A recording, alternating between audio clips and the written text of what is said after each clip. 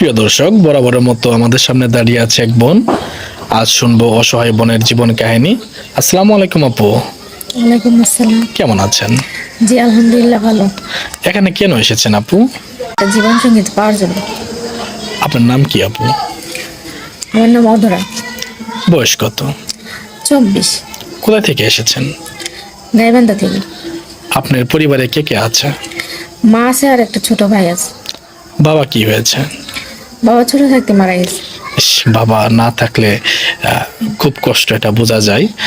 আপনার বয়স কত যখন আপনার বাবা মারা গিয়েছে? এই তো 10 বছর হবে। ও আচ্ছা, পরিবার থেকে বিয়ে হলো না কেন?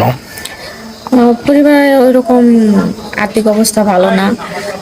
মা আছে শুধু, টাকা পয়সা দিয়া বিয়ে দেওয়ার মতো ক্ষমতা নেই। টাকা পয়সা দিয়ে বিয়েদের মতো একটা যৌতুক চাই, তাই না? হ্যাঁ, যৌতুক চাই। আচ্ছা, আপনি কেমন ধরনের পাত্র চাচ্ছেন? যে বেশি ভালোবাসবে বা আমার স্বাচ্ছন্দ্যভাবে রাখবে এরকম একটা। এরকম আপনাকে ভালোবাসবে এরকম একটা ছেলে চাচ্ছেন? আচ্ছা, ছেলের বয়স কত হতে হবে? বয়সটা তো কোনো বলেন যে- সাবজেক্ট না, সবচেয়ে বড় হচ্ছে যে আমার ভালো রাখবে। আচ্ছা ঠিক আছে, যদি ছেলের বয়স 40-50 হয়? সমস্যা নেই। যদি ছেলের বউ বাচ্চা থাকে তাও কি সমস্যা নাই? না, সমস্যা নেই। আচ্ছা ঠিক আছে, যদি কোনো প্রবাসী ভাই যদি আপনার মানে তাদের ফ্যামিলি আছে বা পরিবার আছে, যদি আপনার সাথে যোগাযোগ করতে চাই বা আপনাকে বিয়ে করতে চাই, আপনি কি রাজি হবেন? হ্যাঁ, সমস্যা নেই। কোনো বাচ্চাওয়ালা বা তার ছেলে আছে মেয়ে আছে ওই ঘরে যদি বিয়ে হয়, আপনি সন্তানগুলো কি নিজের সন্তান মনে করে দেখবেন? হ্যাঁ, ওনার সন্তান তো আমার সন্তানের মতো। যদি কোনো ভাইয়ের বৃদ্ধ মা থাকে, কখনো কষ্ট দিবেন না তো? না, কেন কষ্ট দিব? উনি একজন নারী, আমি একজন নারী। আচ্ছা আপু, আপনি পড়াশোনা করেছেন? অল্প করছি, বেশি না। কতদূর পর্যন্ত পড়াশোনা করেছেন? এসএসসি পর্যন্ত।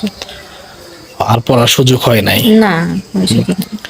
আচ্ছা আপু, কোনো প্রবাসী ভাই যদি আপনার মোবাইলের মাধ্যমে বিয়ে করতে চায়, আপনি কি রাজি হবেন? হ্যাঁ, অবশ্যই। হিসেবে টাকা চাই না। কোনো দেনমোহর লাগবে না? না, লাগবে না। ভালো মনের মানুষ ভালো চাই। আপু, আপনি কি নামাজ কালাম পড়েন? হ্যাঁ, মুসলমান মেয়ে যখন নামাজ কালাম তো পড়বো।